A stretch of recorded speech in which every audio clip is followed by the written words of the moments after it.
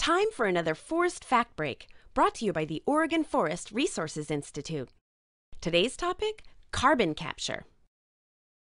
Do you use a car, turn on the lights, or use a microwave? Here's a simple one. Do you breathe? Most of us do. Doing ordinary things every day creates loads of carbon dioxide, otherwise known as CO2. In small batches, it isn't that big of a deal, but together, all that carbon dioxide is accumulating in our atmosphere and contributing to global climate change. And the level of carbon dioxide we create is rising every single year. Is there anything that can help? Forests to the rescue! Forests absorb carbon dioxide from the air like a giant sponge. And what's great is they hold on to the carbon for a really, really long time. People who like science call this carbon sequestration. Trees not only capture the carbon, they keep it. The trees and plants use carbon to grow bigger and stronger, releasing oxygen in the process. Even after a tree is made into things, like houses, furniture, or even skateboards, the wood holds on to that carbon as long as it's still wood. In fact, a 2x4 can be up to 50% carbon. Pretty cool. So how can we help forests to help the atmosphere? First, we need to keep forest land as forests. Once a forest becomes a parking lot, its superpowers are gone. Second, we need to plant and grow all the forests we can. Replanting after harvest, or even planting a forest where there wasn't one, helps out big time. And finally, choose wood products for buildings and furniture. Wood is renewable and requires less energy and water to manufacture than steel, plastic, or concrete. And wood products store carbon for the rest of their useful lives.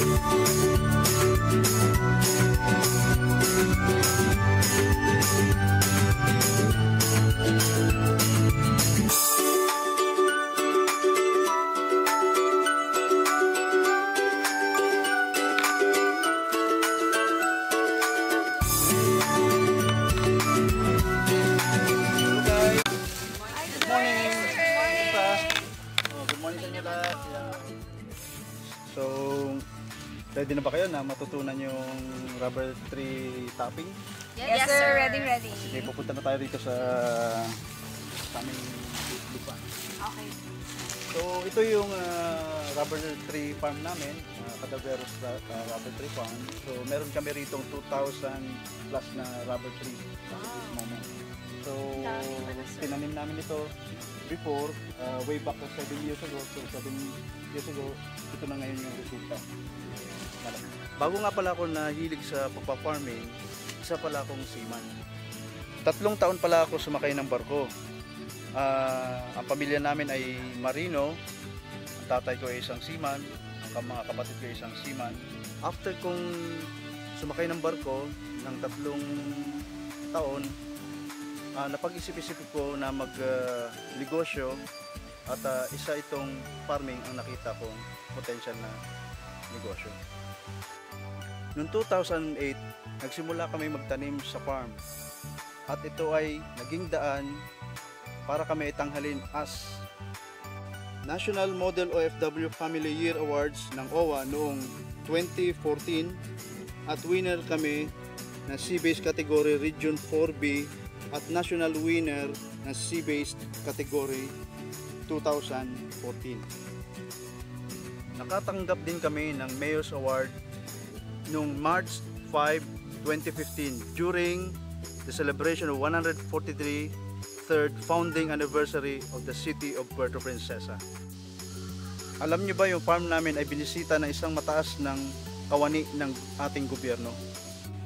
Noong February 19, 2015, binisita ng ating butihing OWA Administrator na si Rebecca J. Calzado ang rubber farm namin para malaman ang kahalagahan ng farming sa ating mga OFW workers.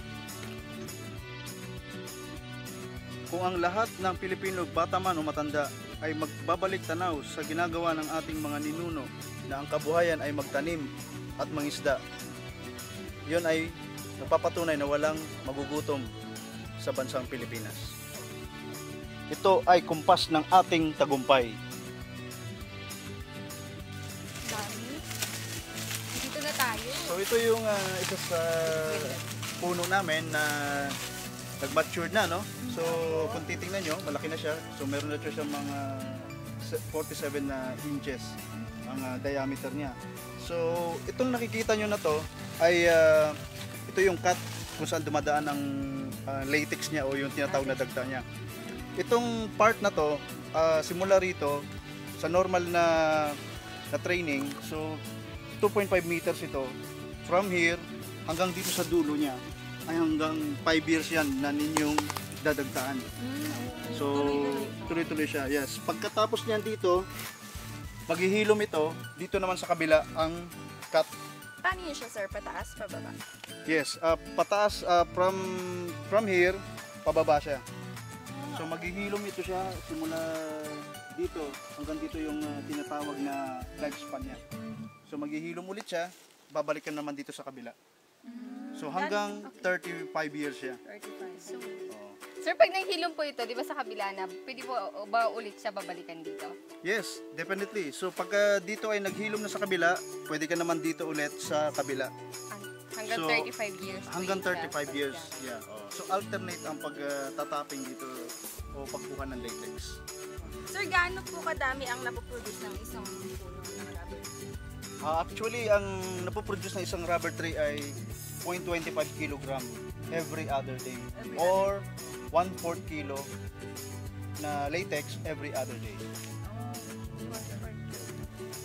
Bali sir, simula po sa pagtanim natin, ilang taon po ba bago siya pwedeng i-harvest? Yeah, actually, ang pagtanim ng rubber tree is from the start na magtanim ka hanggang 6 to 7 years ito bago mag-mature. 6 to 7. Oh, yes. So, tumatagal din siya hanggang 35 years or up to 40 years. So, bago siya gawing lumber. So, ito pala ang sample ng mga seedlings ng rubber tree. Ito ay buto, no? So, nahuhulog lang itong buto na to. anytime pwede siyang tumubo at siya ay classified as wild trees. Pareho rin siya ng mga nara, ng tinatawag na ipil-ipil o any wild trees sa gubat. Kaya hindi siya mahirap kunin at itanim.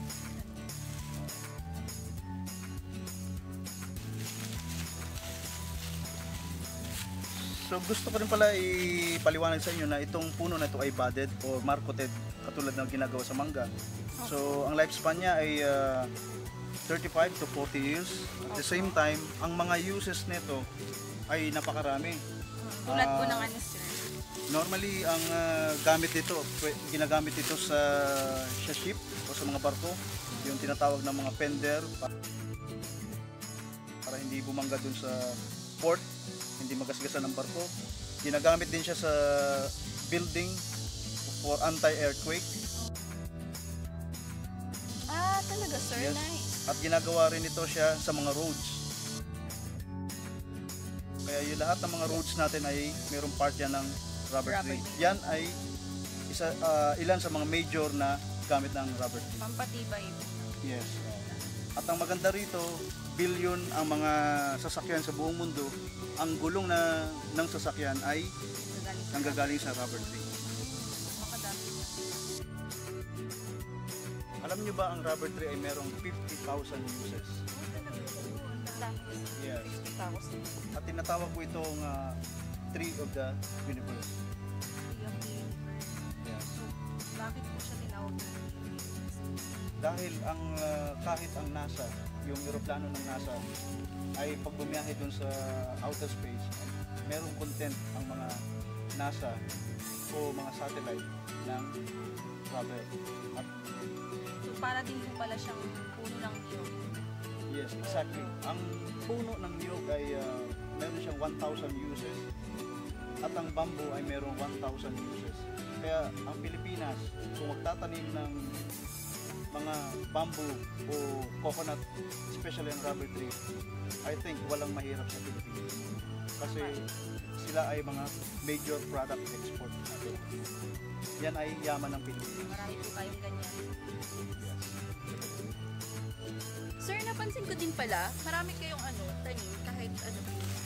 Magandang tanong yan. Yeah, sa ganitong farm, habang nagtatanim ka ng rubber tree, habang lumalaki sila ang rubber tree mo, ay pwede mo silang taniman ng kung anong klaseng prutas at gulay. Para habang lumalaki ang rubber tree ninyo, nagiging productive ang mga bakanting lupa. So dagdag income ito. Ang tawag dyan ay farm to market road. Farm to market. Sir Jo, matanong ko lang po, sa isang hektarya, ilang puno po ang pwedeng maitanim? Okay. Sa isang hektarya, ang pwedeng itanim na rubber tree ay 500. So meron kang allowance na 50 kung sakali meron mamatay doon sa tinanim mo, pwede mong ipalitan o replace. At sa ngayon, meron kami rito 2,000 kapuno ng rubber. Intercrafted na siya at the same time yung meron kami old na tinanim. Alam nyo ba na dito sa farm namin, meron na kami existing dito na fruit trees like mangustin, sones, at pinya, at santol, saging, at the same time papaya. Sir Jo, ano po yung mga alagang hayop na pwede nyo alagaan? Okay, magandang tanong. Sa ganitong rubber tree farm, pwede ka rin mag-alaga ng manok, baboy, kambing. So, yun ang isa sa o ilan sa mga pwedeng alagaan sa rubber tree. Sir, sa pagtatanim po ba ng rubber tree, ano po bang magandang umuulan po ba o umiinit o mainit? Okay, so magandang tanong ulit, Ang pagtanim ng rubber tree ay katulad na sinasabi ko na katulad din siya ng mga nara o ipil o wild tree. So, ang pagtanim ng rubber tree ay dapat by month of June kung saan nag-start ang tagulan. Dapat po talaga tag-ulan siya. Yes. Sa kasi po maghuhukay ng lupa. Yes, para ang purpose noon ay para yung lupa ay malambot, para pagka hinukay mo siya ay malambot din siya at madali mo siyang tanim. So, gaano po siya kalalim kailangan yung hukay, sir? Ang mga 20 cm ang lalim ng butas or mga 12 by 12 feet ang lapad. So, mga ilang taon po, sir, katulad po nito may siblings po kayo, mga ilang taon po siya kailangan niyo po itanim na itatanim niyo na po. Huhukay na po kayo ng gano'ng kalalim. So, katulad po nito mga taon po yung mga siblings po. Okay. So, pwede ito itanim na rito. Ang seedlings ay ready na for about mga 6 months. 3 to 6 months. Pwede mo na siya itanim. Sir Joe, turuan mo naman kami magtanim ng rubber. Sure, tara. Oo nga. Ito tayo. Exciting. Ito ay rubber tree na galing sa seeds. Ito ay 4 months old. So, itatanim ko siya rito ngayon para makita niyo yung progress niya hanggang siya ay mag-full blown o mag-mature.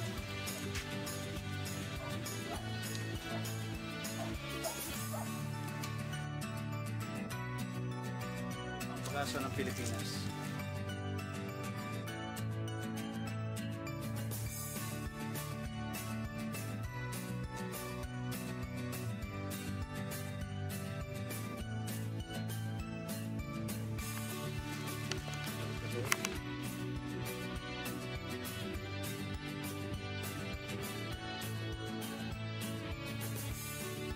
Merienda muna tayo.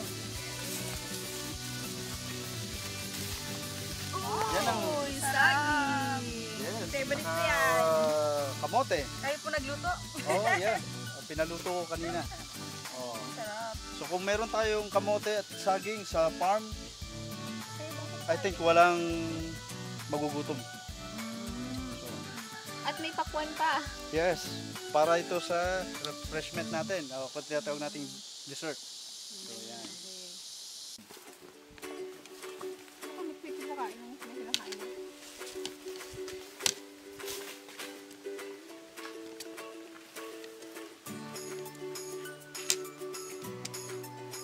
Kamote. Sarap. Tamis. Sarap.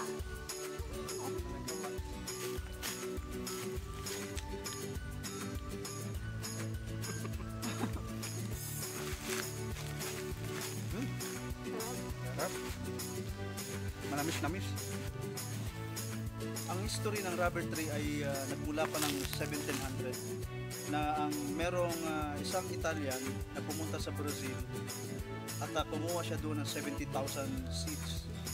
At karamihan doon ay i-disperse niya sa India, sa Europa at sa Asia. Sa Asia, ang mga nag-benefit dyan ay ang Malaysia at ang Singapore and the rest. Sa Pilipinas, ang napuntang rubber seeds lang o buto ay 8. Yes. Palago ng Yes.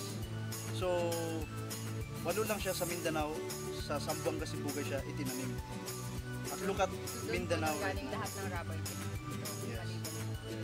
So, lahat ng rubber person sa Mindanao ay mga nagyamanan.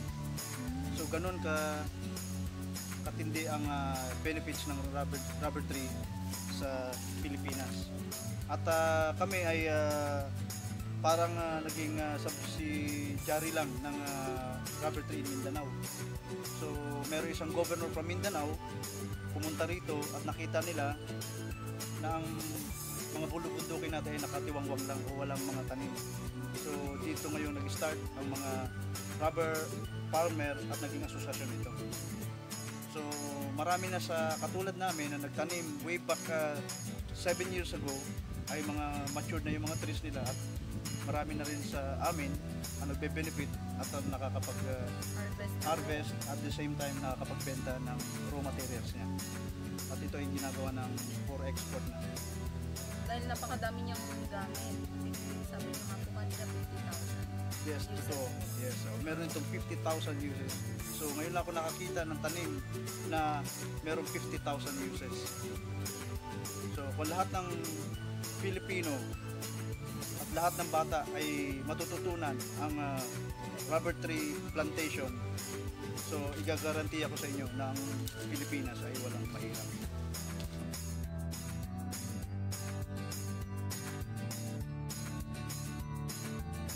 Hi guys, introduce ko sa inyo ang produktong nakakatulong sa amin sa farm. Ito ang Power Grow.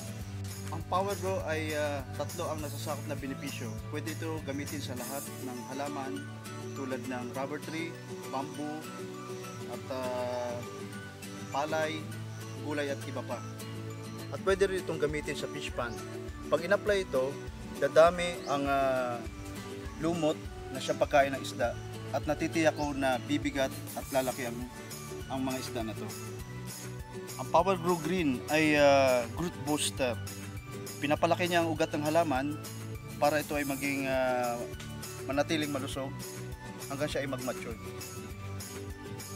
Ang Power Grow Red naman, ang purpose niya ay pabungahin ng marami ang mga halaman. Itong dalawa na to ay malaki ang may tutulong kapag meron kayong farm o vegetable farming.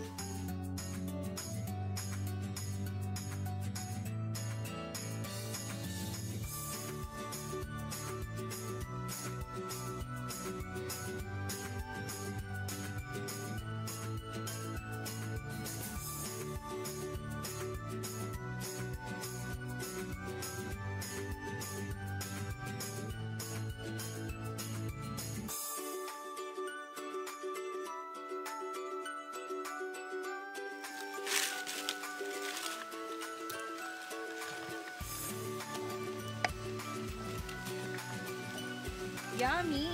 Balik mo na ako dito sa Sige.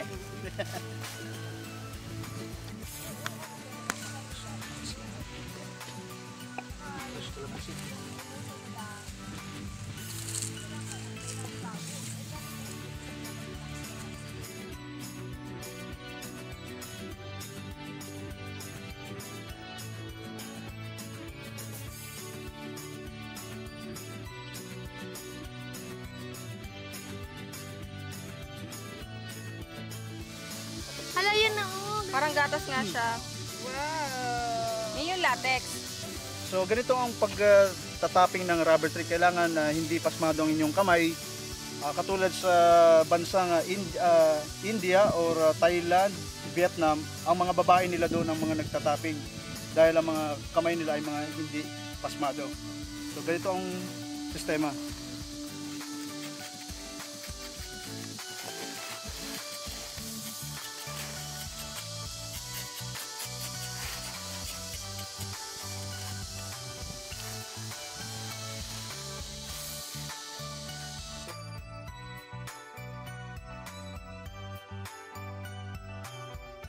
So, paano yan? Na-demo na namin sa inyo. So, i-challenge namin kayo para mag-tapping kasi naniniwala kami sa inyo na ang mga kababaihan ay hindi pasmado ang kamay. So, gustong gusto yan ng puno. Okay? Kaya Go! natin to.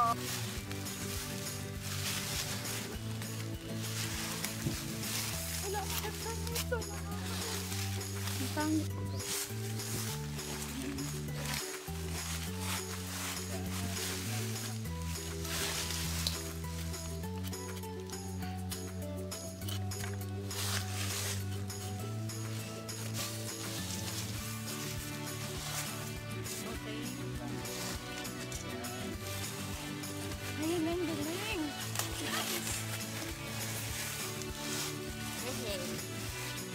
Naubos ko siya lahat. Wala lang po.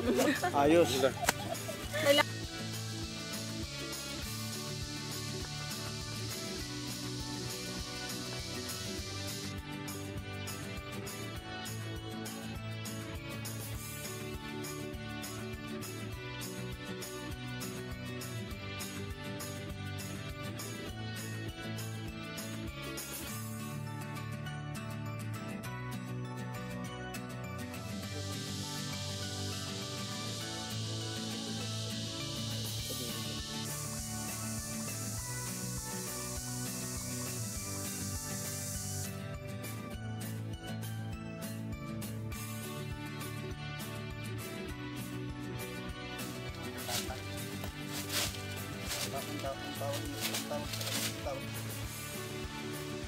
Ang pag-apply ng Power Grow Green sa anong klaseng puno pag matured na ay tinatawag na incision. Ganito ang proseso.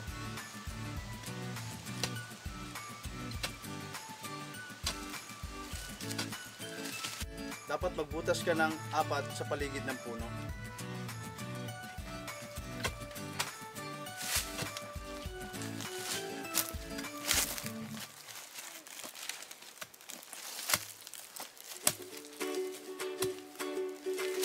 Ano pa? Kabila lipat.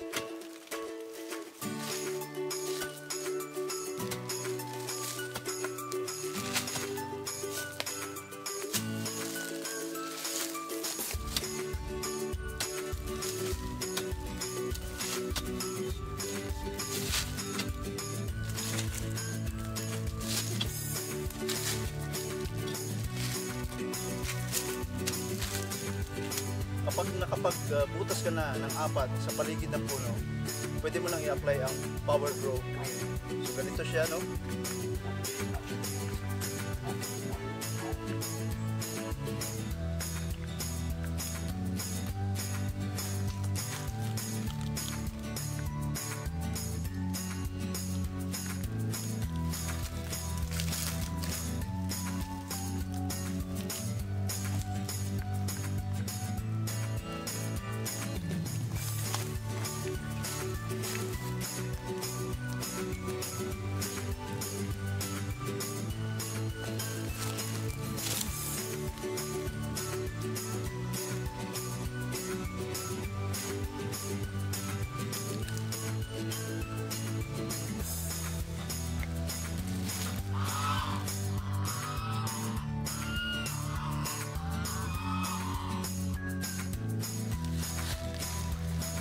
Ganito yung tatakal ng Power Grow sa isang knapsack sprayer, no? Bali, ang isang knapsack sprayer ay merong 16 liters na tubig. So isang cup sa isang litrong isang knapsack sprayer na 16 liters ang tubig.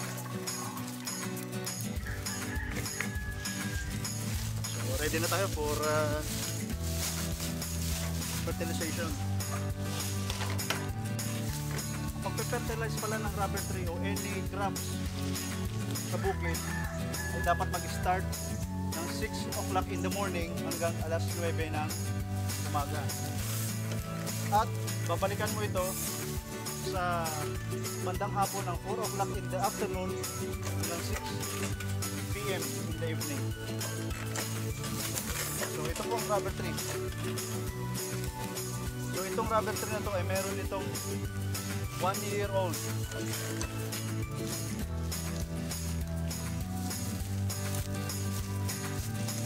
So ganito, no, ang pag-apply ng Power Grow na green sa saging ay every 1 month ang pag-inject. So ganito po siya.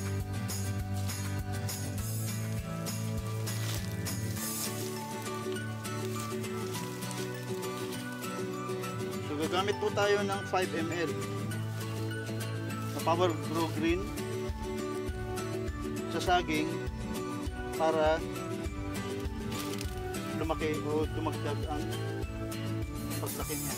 Ituturo po natin ito dito mismo sa bark niya, no?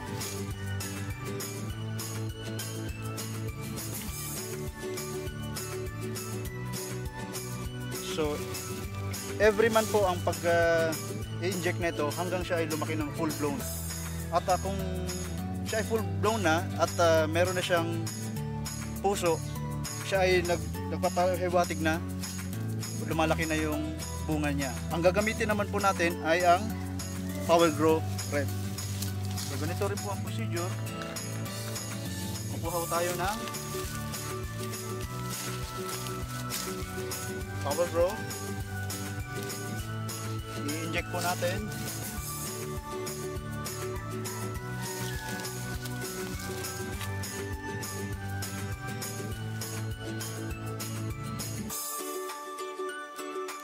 5 ml. At considering itong puno na to ay nag-aaksyon na siya ng meron na siyang puso o pabunga na siya.